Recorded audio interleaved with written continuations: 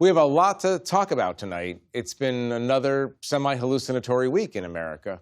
Just yesterday, the former CNN anchor Don Lemon was arrested for covering a protest inside a church in Minneapolis. We'll talk about the First Amendment implications of that.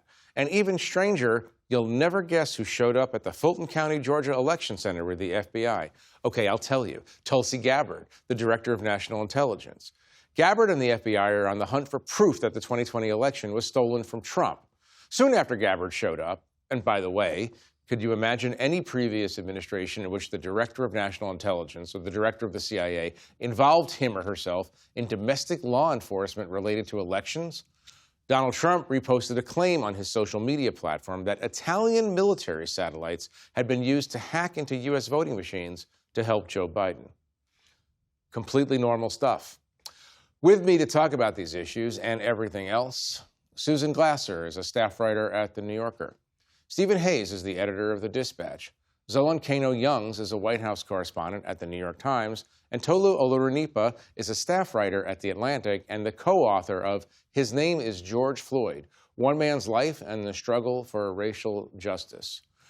Thank you all for being here.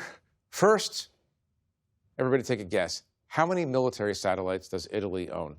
I don't know the answer. I just thought maybe somebody would know.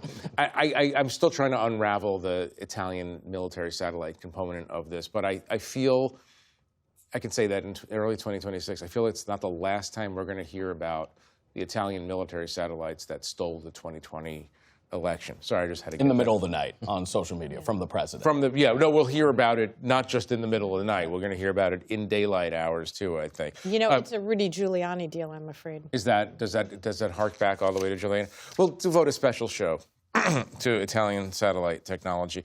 Let's go to Minneapolis first. So Bovino is out, Homan is in.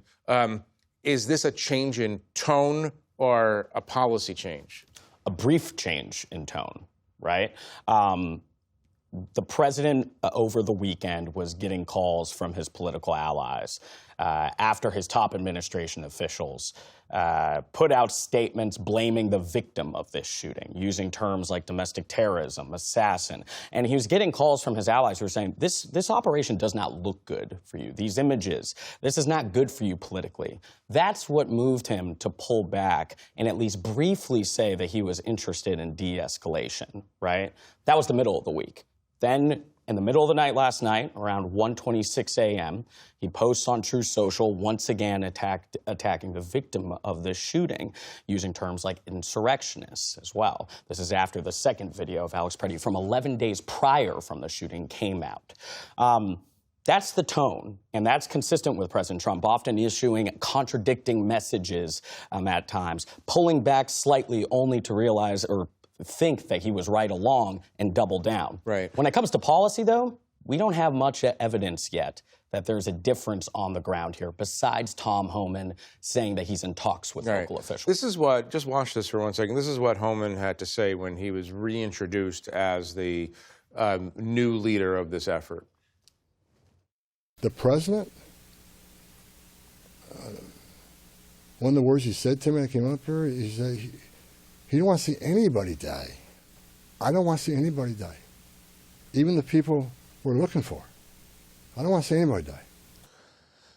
So I have to admit, I tripped on even the people we're looking for, because in another age, obviously, that would count as a somewhat provocative statement, because, of course, the operation is meant to detain, arrest, and deport illegal immigrants with people with criminal records and so on. But put that aside for a second. Tom Homan, who is one of the authors of the family separation policy, is now being positioned as the calm leader of this effort. Steve, do you expect anything different, or do you agree with Zolan that we're just going to, what's the word that we were using before we went on air? Toggling back and forth. Toggle back and forth. Yeah, I suspect this is mostly toggling.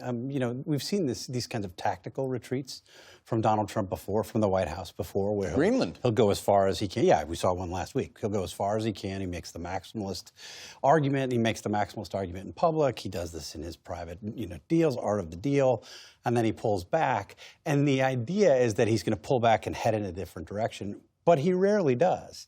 So I think it's likely that we'll see more of what we've seen before. I do think the interesting thing is when you think about what we saw over the course of this past week, you have an amoral president who says he's constrained only by his morality. But there is another constraint, and it is when his allies, or Republicans in general, raise concerns either privately, directly with the White House, or in this case, several times from several people in public. And for Republicans who have mostly remained silent and gone along with the president on whatever it is that he wants, this should be a demonstration that they can change. They can at least get him to slow down for a minute if they can't change course. Yeah, I mean, I feel like that's the dream that we've all been chasing for the last decade. And in fact, it strikes me that Trump actually has taken the measure of the Republicans on the Hill and found that there are so few of them who are willing to engage in that. In fact, when a couple of senators called for him to fire Kristi Noem, the Homeland Security Secretary, he laughed in their faces and called them losers. And you'll notice we've ended the week with her still in her job, with Stephen Miller, the real architect of this policy, not only still in his job, but arguably the most important advisor to the president, not just on immigration policy right now.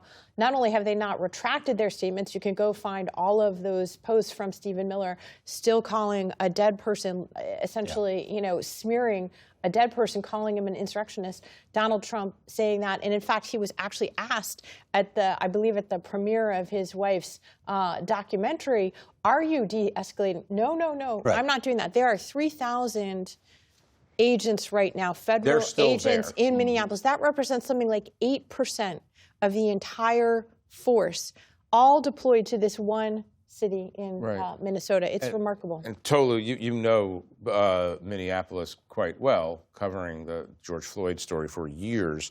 That's much larger. That number is much larger than the entire Minneapolis Police Department. I want you to talk for a minute about why Minneapolis. Why is it always Minneapolis? Well, one of the reasons Minneapolis has stood up to this, what they call an invasion of their city, is because they've had practice. In 2020, they had to come out to the streets in part because they saw the police killing someone on camera, and they flooded the streets and they started to protest. And those protests— Is it a very, very left city? Is it one of the most left-leaning cities in America? Not necessarily, but it is a city that has a long tradition of activism, and that tradition was supercharged by what happened in 2020. They saw what they were doing on the streets go global, go around the country, and people going into the streets in major capitals in the U.S. and then go international, and people following their lead across the world as well. And so they took that, and they took some of the victories of that protest, including the conviction of the police officer who killed George Floyd, and they realized that they could win some victories by doing this kind of direct action. And so that same network has continued to activate now that there are multiple videos of people being killed by the state in these immigration protests. Right.